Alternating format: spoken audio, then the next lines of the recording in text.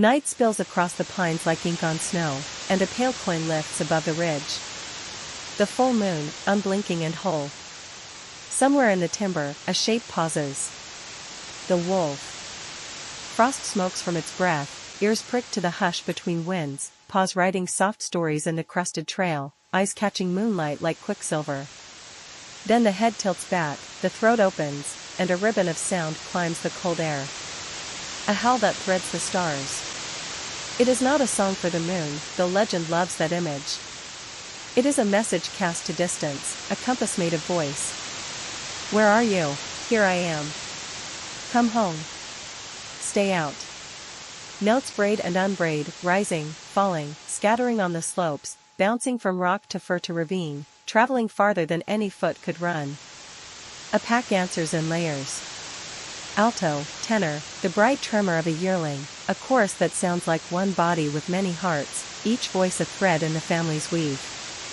Wolves are kin before they are legend. Pairs that lead with patience, pups that learn the grammar of smell and scent, hunters that share, sleep, and raise the young together. They are the weather of the wild, shaping herds by pressure and presence, keeping the meadows from overgrazing, and rivers from wandering into ruin. Where wolves return, willow and aspen often rise again, elk lift their heads more often than they bend them, and the valley remembers its old rhythm. The moon gives theater, not cause. Its light sharpens edges, turns breath to silver, and makes a stage out of emptiness.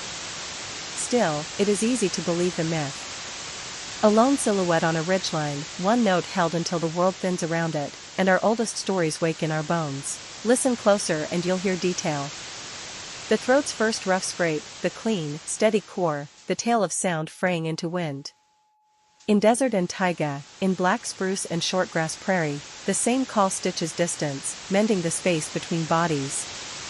People once tracked this music like a calendar, measuring winter by its frequency, telling children when the deer would move, and the safe paths through snow-dark woods.